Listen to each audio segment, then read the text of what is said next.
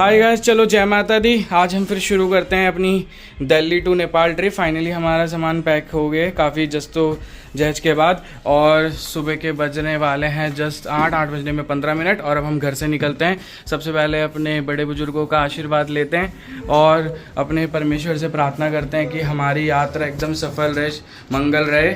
जय माता दी। हम लोग फिर घर से निकल गए और हम लोगों ने कैब बुकिंग कर ली थी। जनरली वैसे हमारा भाई या कोई फैमिली मेम्बर होता है वो ड्रॉप कर देता है, बट लगेज बहुत ज़्यादा था इसलिए हम लोगों ने XL6 गाड़ी बुक कर लिया था। एंड देन हम यहाँ एयरपोर्ट के नियर अराउंड आ गए। यहाँ पे भी आपने देखा होगा प्लेन। एयरपोर्ट में एंट्री लेते ही हमने ट्रॉली बैग लिया क्योंकि सामान हमारे पास बहुत ज़्यादा था। एंड यहाँ पे मम्मी पापा एंड वाइफ सब, हाँ, और बच्चों के साथ टॉय ले जाना तो बहुत मस्त है क्योंकि वरना बच्चों को संभालना बहुत टिपिकल हो जाता है। एंड देन हम लोग बढ़े अपने चेक इन की और बढ़ने से पहले थोड़ा बहुत हम लोगों ने यहाँ पे फ़ोटो शूट वगैरह कर लिया था एज अ मेमोरी पर्पस, क्योंकि मम्मी को जो एलिफेंट्स हैं उनके आगे फ़ोटो खिंचाने का बड़ा शौक है।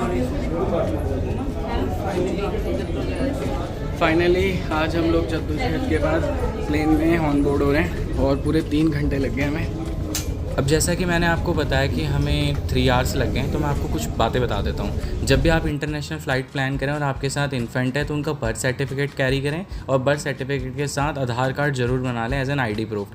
सबसे बेहतर तो वैसे ये है कि आप उनका पासपोर्ट ही बना लीजिए। अगर आपके साथ बच्चे हैं जो कि चाइल्ड हैं, जो कि स्कूल जाते हैं, तो उनका बर्थ सर्टिफिकेट एंड उनका स्कूल का ID कार्ड होना चाहिए, और ये दोनों ओरिजिनल होने चाहिए। अगर ये ना हो तो इनकी वजह से आपको बहुत प्रॉब्लम फेस करनी पड़ सकती है, जैसे हमें भी करनी पड़ी थी।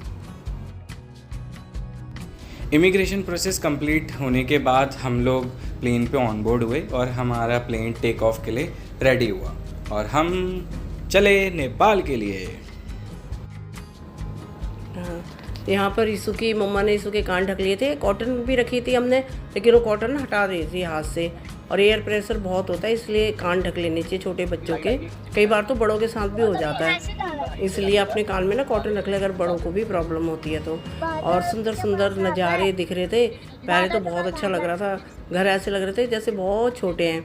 फिर ये सब नज़ारे ख़त्म हुए और हम बादलों के बीच हमारा प्लेन चल रहा था, और प्लेन में यीशु के साथ मस्ती करते हुए हम लोग जा रहे थे, उसके साथ खेल रहे थे और वो भी आनंद ले रही थी, उसे भी अच्छा लग रहा था। और हमारी जो दूसरी फैमिली थी उनका बच्चा भी बहुत एंजॉय कर रहा था।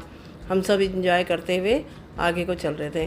पर मुझे बस ऐसा लग रहा था कि ना ट्रेन में शायद ज़्यादा अच्छा था, क्योंकि ट्रेन में हमारे को ज़्यादा अच्छे नज़ारे दिखते हैं, लेकिन प्लेन का होता है हमारा समय बचता है। फिर यीशु को तो अपना टॉय ही चाहिए होता है, उसका अपने टॉय के बिना रहती नहीं है, वो नॉडी नॉडी नॉडी करती रहती है।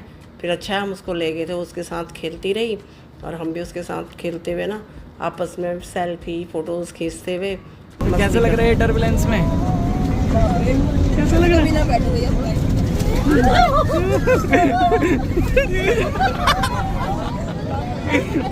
रोलर कोस्टर आ गया।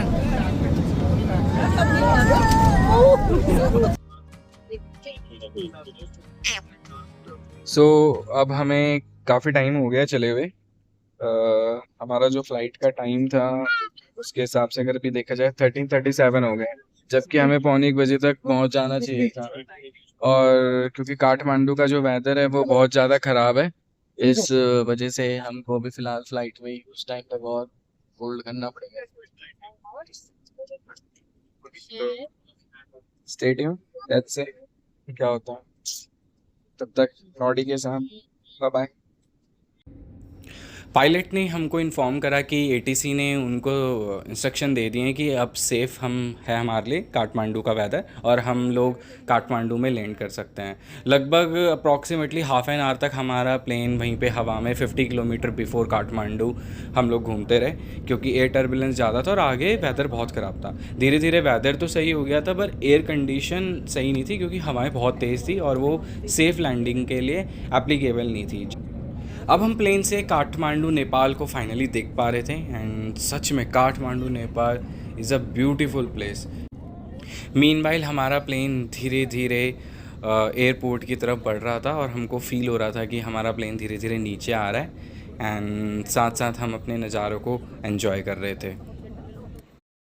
इतने ख़राब एटमॉस्फेयर के बाद हमारे पायलट ने जो लैंडिंग करी वो इतनी स्मूथ थी, सच में इट इज़ रियली अप्रिशिएबल।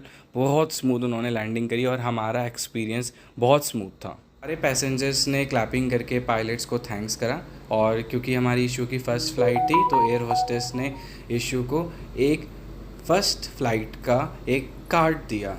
और सच में ऐसे जो स्मॉल गेस्चर्स होते हैं ये आपकी जर्नी को मतलब बहुत ब्यूटीफुल एक्सपीरियंस बना देते हैं एंड एक मेमोरेबल मोमेंट आपके लिए लाइफ टाइम के लिए क्रिएट हो जाता है। एयरक्राफ्ट से डीबोर्ड होने के बाद हमारी बसेस में हम लोग बैठे और हम लोग चेकआउट की तरफ बढ़े, जहाँ पे हम लोगों को अपने luggage and further immigration process complete करना था। हम सब लोग भगवान बुद्ध की जन्मभूमि एंड पशुपतिनाथ भगवान की नगरी में अब हम लोगों ने प्रवेश करा और आप सब लोगों का भी हार्दिक स्वागत।